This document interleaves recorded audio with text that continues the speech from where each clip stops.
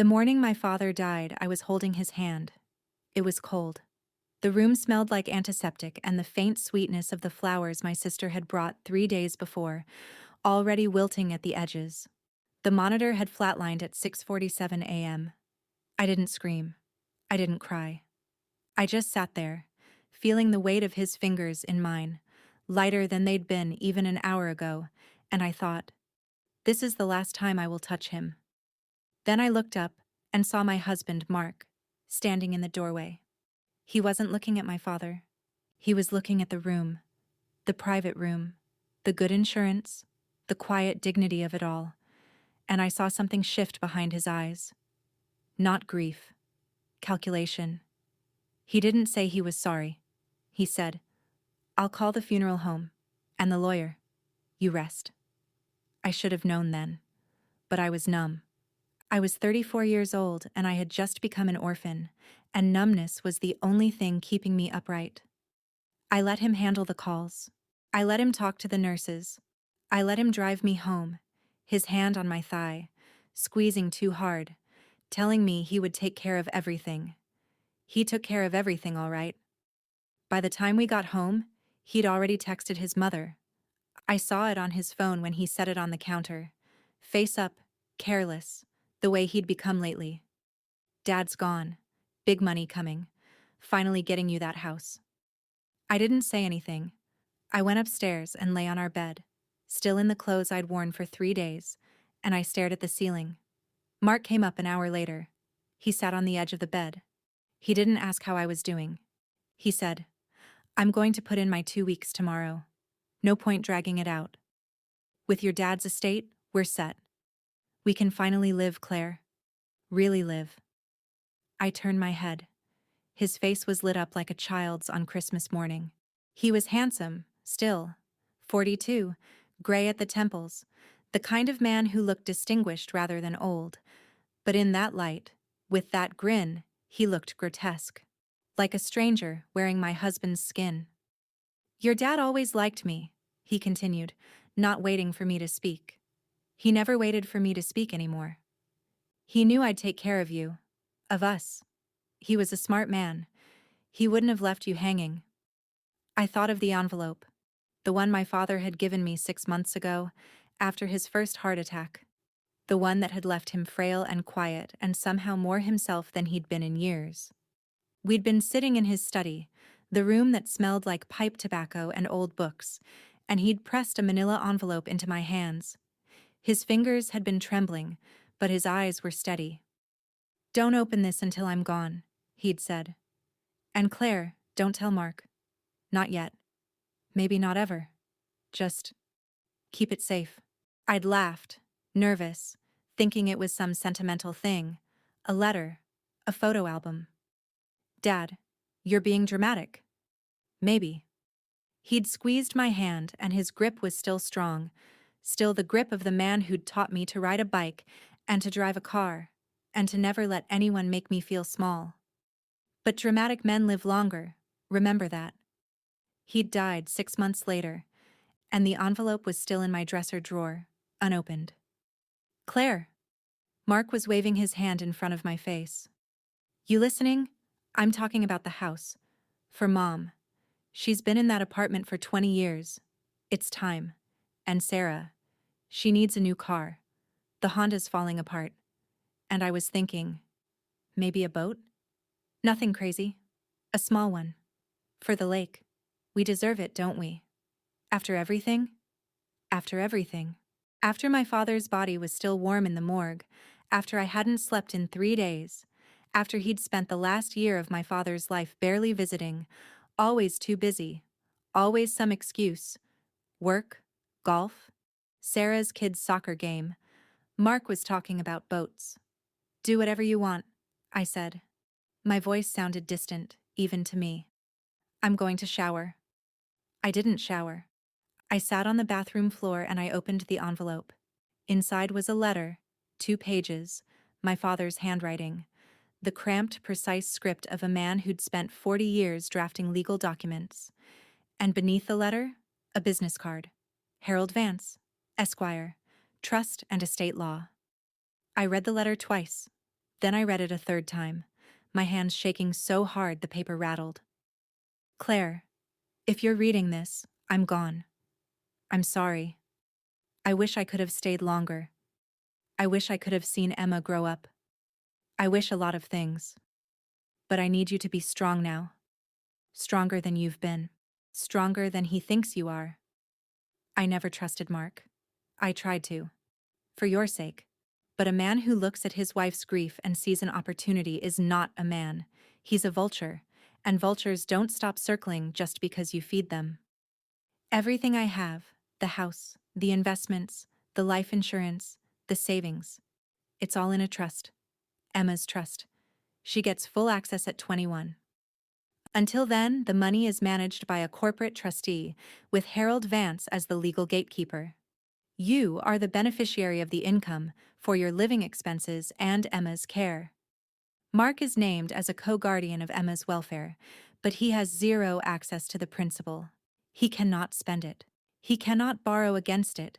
He cannot even see the statements without your written consent and a court order. I did this because I watched him. Last Christmas, when he thought I was napping, I heard him on the phone with his brother. Talking about when the old man kicks it. Talking about early retirement. Talking about you, like you were a slot machine he'd been waiting to pay out.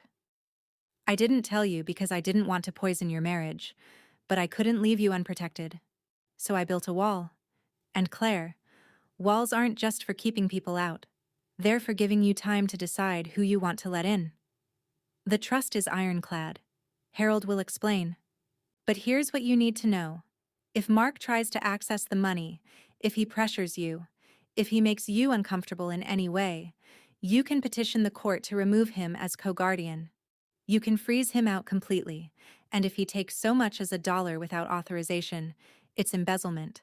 Plain and simple. I love you. I've always loved you, and I trust you to do what's right. Dad, I sat on that bathroom floor for an hour. I didn't cry. I felt something else. Something hard and bright and terrifying, like a diamond forming under pressure. I felt awake. When I came downstairs, Mark was on the phone. He was laughing, loud and free, the laugh he used when he was performing for an audience. Yeah, put the deposit down. I'll have the cash by Friday. No. Inheritance. Big one. 7 figures, easy. My father-in-law was loaded. He saw me and covered the phone. Claire. Great news. I found a house for Mom. Perfect little place in Oakbrook. 3 bedrooms, newly renovated. They're asking $450, but I talked them down to $420. I'm putting down $100,000 tomorrow. Cash. I looked at him. I looked at the man I'd married 12 years ago, the man who'd cried at our wedding, who'd held my hand through 2 miscarriages, who'd danced with me in the kitchen to songs we were too young to remember. And I saw the vulture my father had seen. Circling. Waiting. Hungry. That's wonderful, I said. My voice was steady. I'm sure she'll love it. He beamed. Right? And I found a car for Sarah, Mercedes, low mileage, $30,000. And the boat. Claire, you're going to love the boat. It's a beauty. 40-footer. We can take it out every weekend. Start living, you know? Really living. Really living, I repeated. Sounds perfect. He went back to his phone call, already planning the color of the upholstery. I went to the kitchen and I made coffee. Then I called Harold Vance. The next 3 days were a masterclass in self-control. Mark was everywhere. On the phone, on the computer, in and out of the house with papers and brochures, and that manic energy of a man who thinks he's won the lottery. He quit his job on Monday morning, walking into his boss's office with a grin I'd never seen before. The grin of a man who believes he's transcended the need for employment. Felt amazing, he told me when he came home, loosening his tie with the theatrical flair of a retiring general. 20 years of that grind, Claire. 20 years of kissing ass and eating crap. And now, freedom. Your dad gave us freedom. He did, I said. I was folding Emma's laundry. She was 16, still messy, still my baby even though she towered over me now. He was always generous. Generous? Mark snorted. The man was a saint, a freaking saint. You know what I was thinking? We should do something for him. A memorial. Something classy. Maybe a bench in the park? Or a scholarship? Something with his name on it. People respect that. People respect a lot of things, I said. He didn't catch the edge in my voice. He never did. Not when he was planning. Exactly. And with the money, I mean, we're talking serious money, right? Your dad had that house, the investments, the 401k, the life insurance. I'm guessing 2, 3 million, maybe more. I don't know the exact number, I said. Which was true. I didn't. The trust was complex, layered, designed to be opaque to anyone who wasn't meant to see it. Harold had explained it all on the phone, his voice dry and precise, a man who'd built his career on making sure the right people got the right things at the right times. Well, we'll find out soon enough. The lawyer's supposed to call this week, right? Read the will? I already told Mom she can start packing. Sarah's picking up the Mercedes on Wednesday. And the boat. Man, I can't wait to see your face when you see the boat. Emma came home from school then, her backpack sagging, her hair a mess of braids she'd done herself in the car. She was beautiful. My father's eyes, my mother's cheekbones, a face that was somehow entirely her own. She dropped her bag by the door and looked at Mark, then at me. "Why is Dad home?" she asked. "I quit, baby." Mark swept her up in a hug, spinning her around. She was too old for it, too heavy, but he didn't notice. "No more work, no more boss. We're rich. Grandpa left us everything." Emma's eyes found mine over his shoulder. She looked confused, worried. She'd loved my father. Grandpa Joe, she'd called him, even when she was too cool for nicknames, and she hadn't had time to process his death.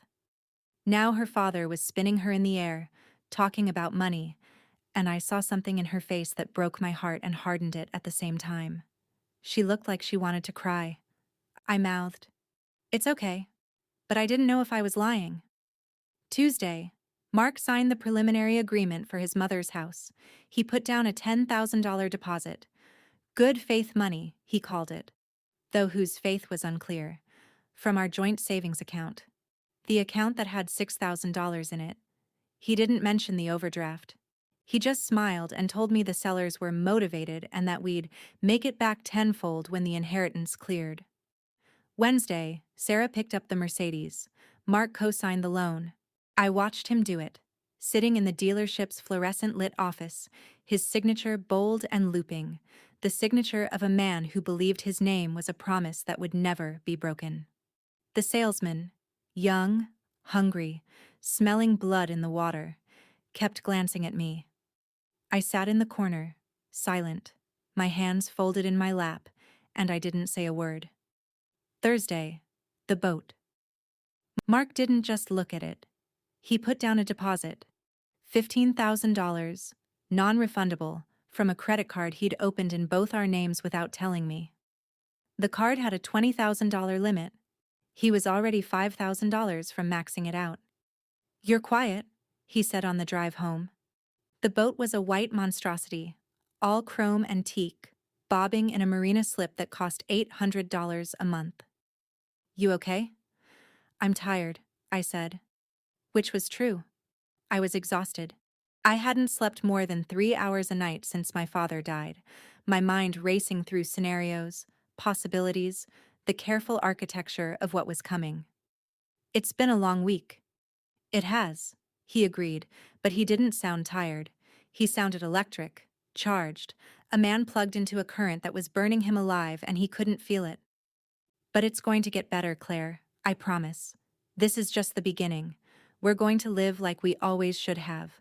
No more scraping by, no more counting pennies. Your dad, he knew. He knew we deserved this."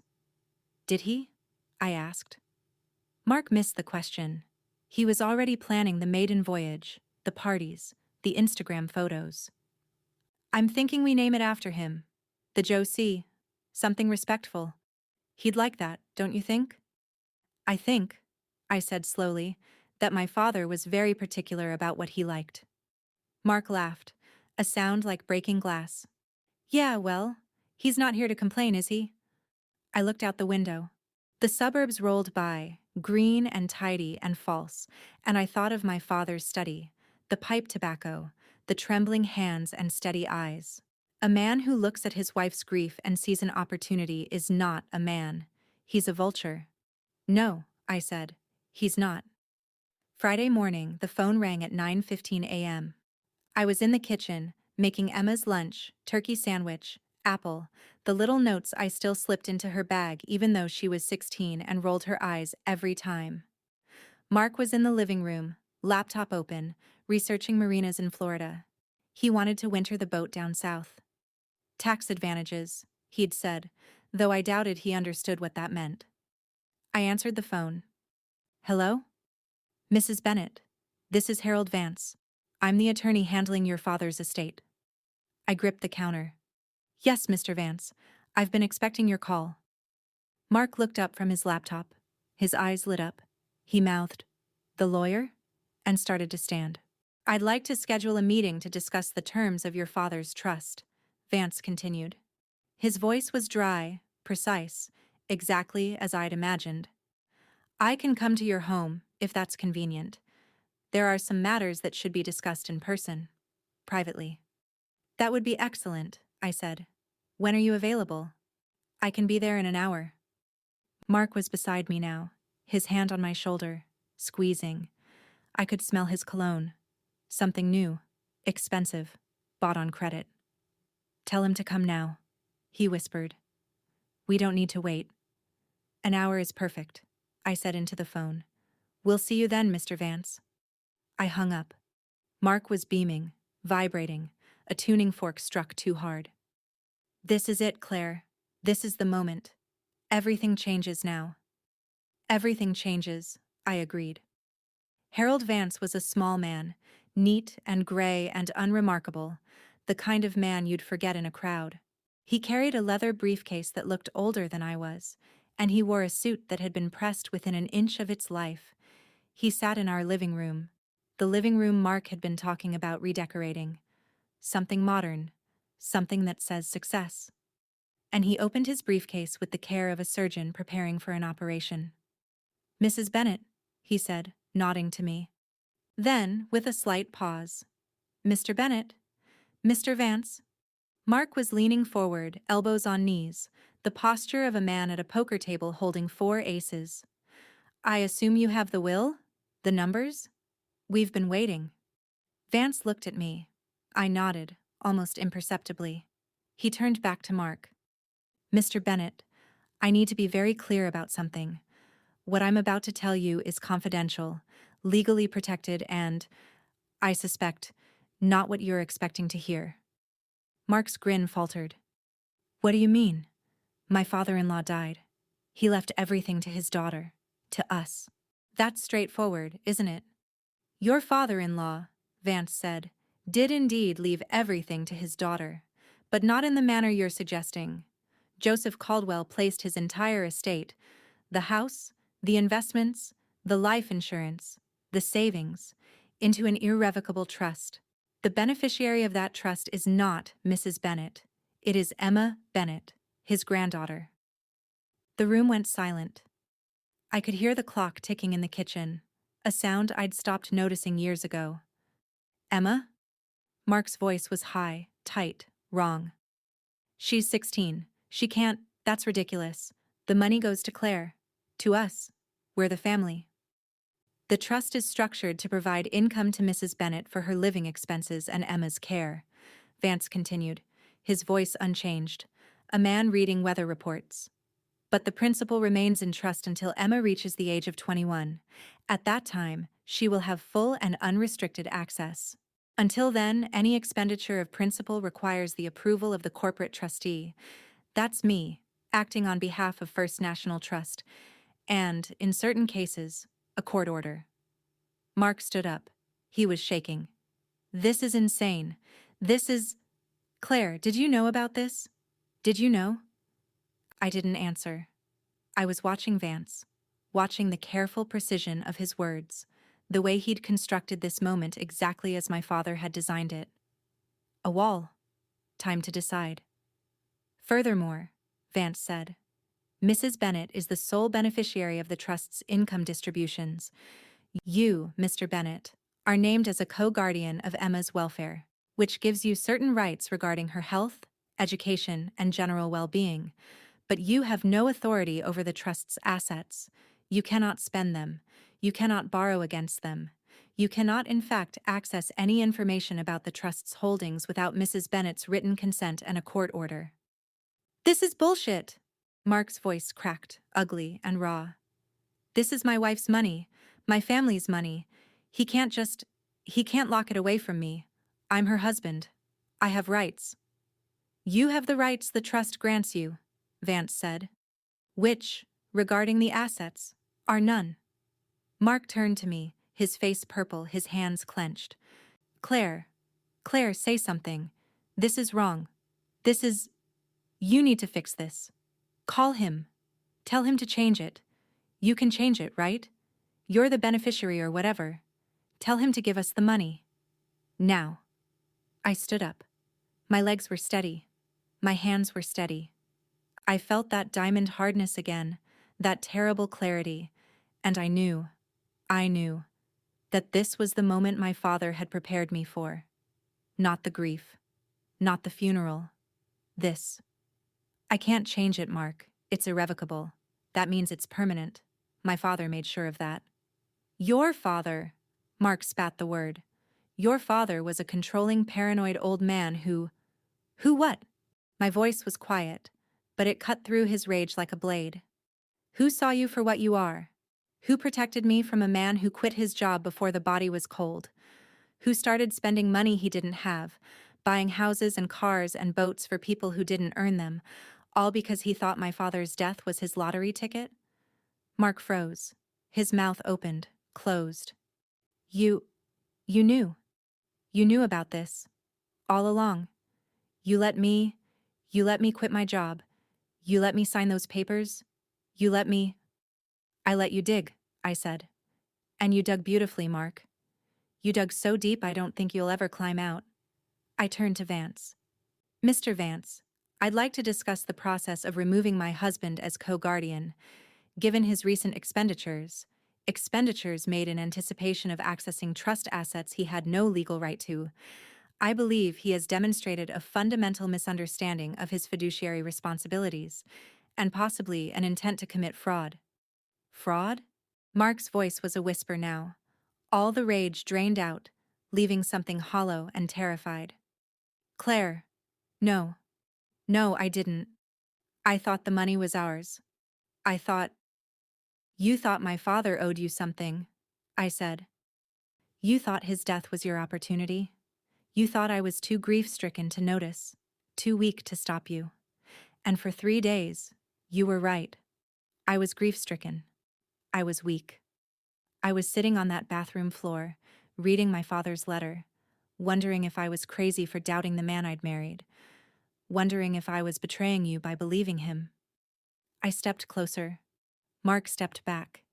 He bumped into the coffee table, nearly fell, caught himself on the arm of the couch. But then I watched you, I continued. I watched you sign papers you couldn't pay for. I watched you promise things you couldn't deliver. I watched you spin Emma around and tell her we were rich. Grandpa left us everything, while she looked at me with eyes that wanted to cry. And I realized my father wasn't paranoid. He was precise.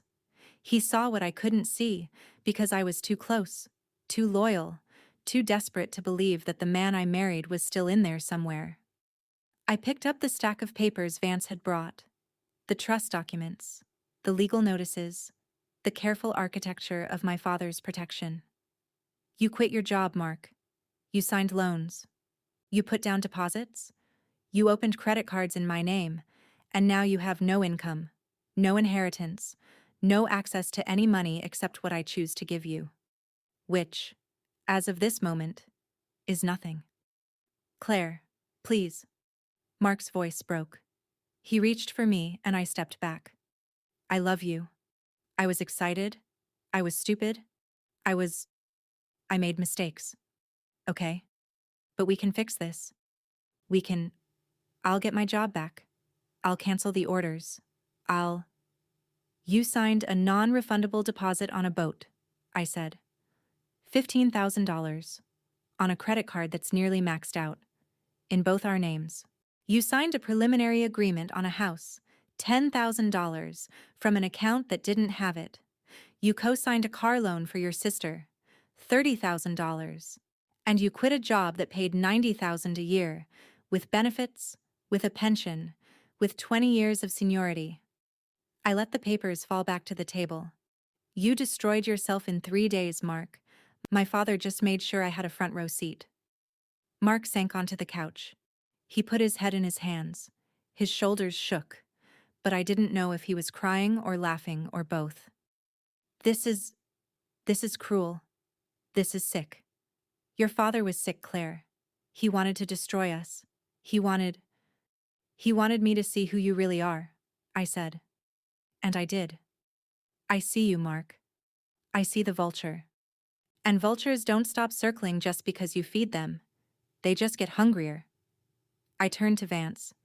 Mr. Vance, I'll need your help filing for divorce. And I'll need to discuss the legal implications of my husband's expenditures. I believe some of them may constitute attempted fraud, and I intend to pursue that. Vance nodded, closing his briefcase with a soft click. I'll have the paperwork drawn up by Monday, Mrs. Bennett. And I should note, the trust includes a provision for legal expenses related to the protection of its assets. Your father's foresight, I believe, was comprehensive. Yes, I said. It was. I walked Vance to the door. When I came back, Mark was still on the couch, staring at nothing. The laptop was open beside him, still showing the marina in Florida, the winter sun, the tax advantages, the life he'd planned, the life he'd spent before he'd earned it. Emma comes home in 2 hours, I said. I want you gone before then. Pack a bag. You can stay with your mother. In her apartment. The one she's lived in for 20 years. The one she was never leaving, because there was never any house. Mark looked up. His eyes were red, empty. Claire, please, don't do this. We have a daughter.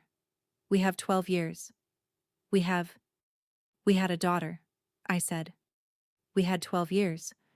And then you looked at my father's death and saw a shopping list. You don't get to keep what you tried to steal, Mark. Not the money, not the house, not me, not Emma. I went upstairs.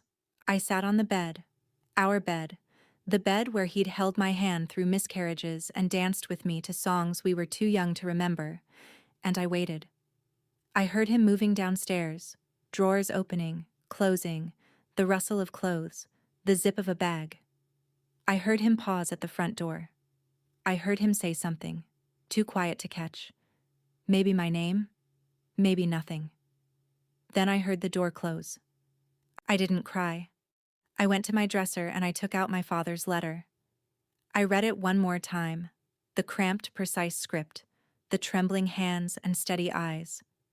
I love you. I've always loved you. And I trust you to do what's right. I did, Dad, I whispered. I finally did. Emma came home at 3:30. She dropped her bag by the door, the same spot, the same mess, and she looked around the living room. The couch where Mark had sat, the coffee table where Vance's papers had been, the absence. Where's Dad? She asked. I took a breath. He had to go away for a while, honey. There were some things he needed to figure out. Some mistakes he made. Emma looked at me, my father's eyes, my mother's cheekbones, a face that was entirely her own. She was 16, almost grown, almost the age where she'd have access to everything my father had protected. But not yet. Not for 5 more years. 5 years to learn. 5 years to grow. 5 years to become someone who would never need a wall because she'd know how to build her own. Did Grandpa know? She asked. I blinked. Know what, baby? That Dad would mess up. That he'd... She gestured at the room, at the absence, at everything unsaid. That he'd do this. Did Grandpa know? I thought of the envelope. the letter, the trust, the careful, loving, ruthless architecture of a father's protection. Yes, I said. He knew. Emma nodded slowly. She picked up her bag, slung it over her shoulder, and started toward the stairs. Then she stopped. Good, she said, and she went to her room. I stood in the living room, alone, and I listened to the clock ticking in the kitchen. The sound I'd stopped noticing years ago, now loud and clear and somehow right. Time passing, walls standing, a vulture circling somewhere else, hungry and far away. I went to the window and I looked out at the green, tidy, false suburbs, and for the first time in 12 years, I didn't feel numb. I didn't feel afraid. I felt exactly what my father had wanted me to feel. I felt safe. The trust held. Mark tried to challenge it, of course. He hired a lawyer, made accusations, claimed I'd manipulated my father, claimed the trust was coerced, claimed everything he could think of. But my father had built his wall too well. The judge dismissed the challenge in 20 minutes. Mark's lawyer quit when the retainer ran out. The car was repossessed, the boat deposit was lost, the house deal fell through, and the sellers sued for breach of contract. Mark declared bankruptcy within a year. His mother stayed in her apartment. His sister bought a used Honda. I kept the house. I kept my job. I'd never quit, never even considered it. I kept Emma, who graduated high school with honors, who went to college on a scholarship that didn't touch the trust, who turned 21 and accessed her inheritance with the steady hands of a woman who'd learned what money was worth. She bought a small house. She started a business.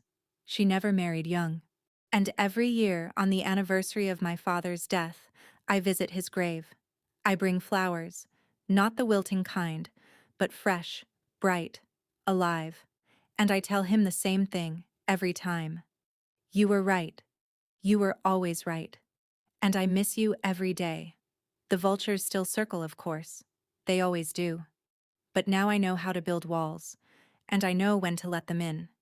And I never, ever forget. A man who looks at grief and sees opportunity is not a man. He's a warning, and warnings are meant to be heeded.